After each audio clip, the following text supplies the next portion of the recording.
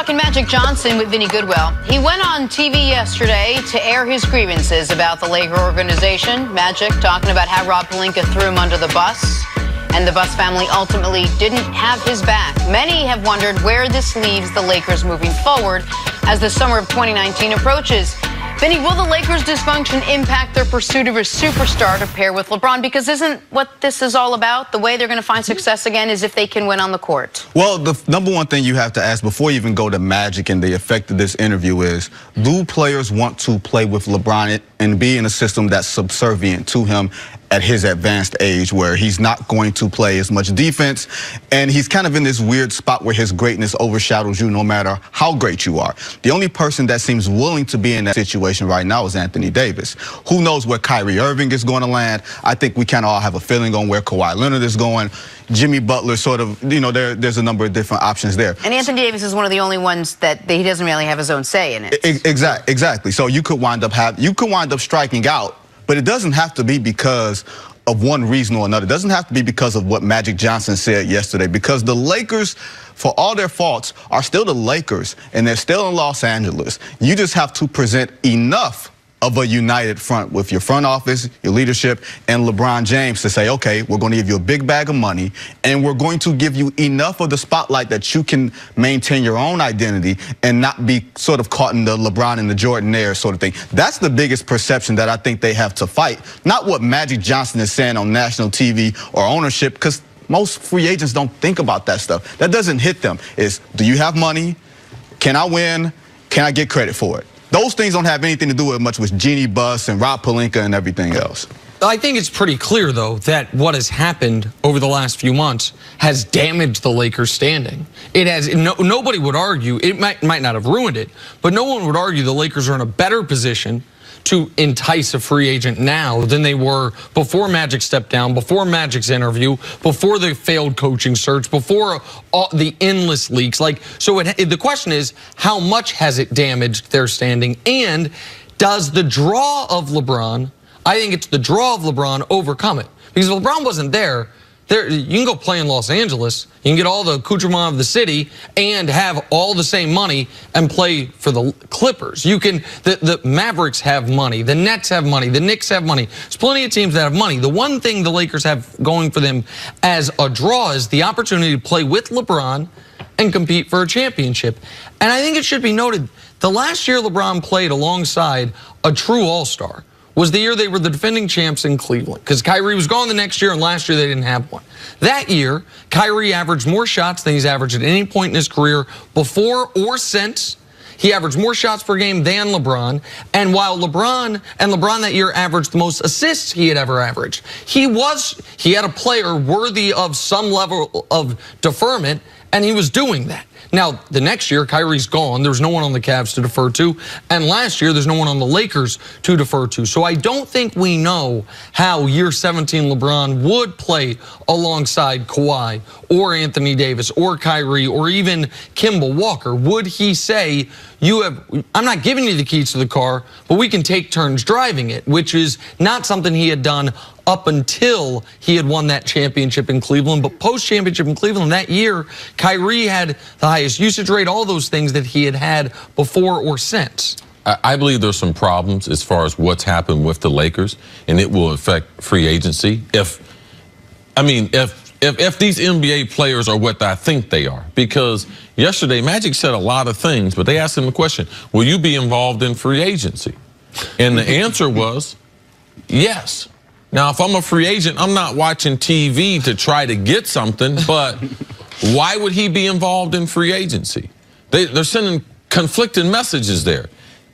Jeannie Buss said he met with Magic a couple days ago. Magic said I had a conversation with her. Jeannie Buss yesterday was shocked at Magic, said the things he said. Rob Pelinka said he met with Magic a couple days ago. He's shocked at the things that Magic Johnson said. So what type of clarity are they going to bring to a free agent? Because absent of LeBron James, like, what are the positive things that they can offer one of the free agents? Because I know what the Clippers are offering. Even if I go to the Knicks with Scott Perry, Steve Mills, I know what they're offering. Brooklyn, their front office, I would trust them more. Like, why would you trust the Lakers in what they're doing? And to think that what's going on, that LeBron can overcome that, I think that we're missing it on that. They're missing. I don't even know if they get a true look at Kawhi Leonard. Even though he might give them an interview. But did he really think about it? Last year, it was 50-50, man.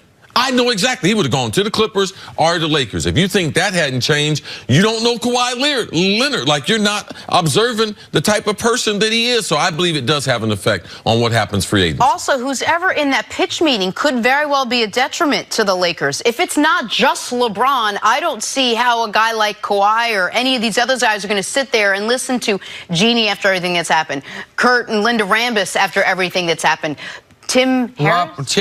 Tim Harris, you would hope he's not in the pitch meeting, but Rob Pelinka maybe. I mean, Rob Pelinka, of course. If it's not LeBron, I don't see how any of those things, those elements could actually help. Well, here's the thing where it's going to hurt the Lakers is their reluctance to accept LeBron as a de facto member of management.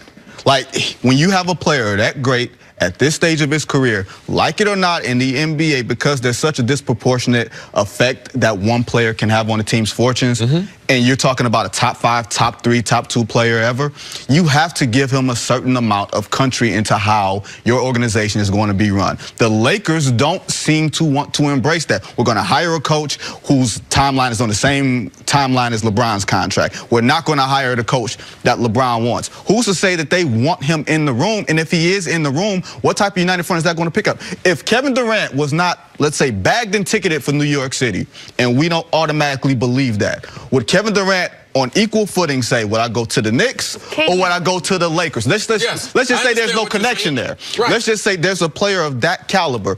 What situation would you pick? I would pick the Knicks. The same thing with the Clippers. You got Jerry West, you got Doc Rivers, you got this, open sort of terrain here. Yes. You got Steve Ballmer. What situation would you pick? You would probably pick the Clippers. And the other element is the negative recruiting that's going to happen, which is these NBA players. I think one of the things you were alluding to, Chris, is if these guys are who so many of them present themselves to be, which is brands and businessmen and forward thinking, when you go meet with Mark Cuban and the Mavericks, because they got max cap space, you know what they're going to say? Hey, who's the last poorly run, or if you go to the Lakers, it's to win a championship, right? So play with LeBron, win a championship. What's the last poorly run organization win a championship? Go down the list. Now, it'd be Cleveland, I would argue, I was just about with to say LeBron. That.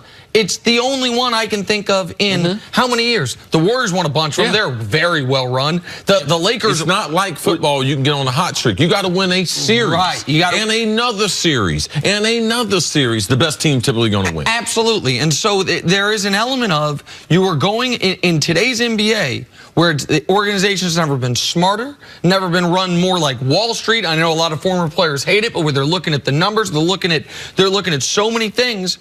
Are you going to trust this organization with the prime years of your career? That's what the Lakers have to overcome. And the only real shot they have at overcoming it is that they have LeBron. And they have to overcome something they've had an advantage for 50 years. That's it. Players, no matter what, young or old, they would come and play for the Lakers for less. Now you miss out on that. Why would I go to this dysfunction for less money? Well, let's be clear here. Every NBA organization has some level of dysfunction. They're too big, it's too much money, it's too many egos for it to be kumbaya across the board. But it's not being aired out like this. That's the problem, is it being aired out. And you don't know what situations these guys are coming from that they consider this to be acceptable environment. Vinny, good stuff today. Thanks so much for being here. Take a break. Coming up, is Steph Curry the best player in the NBA? That is next on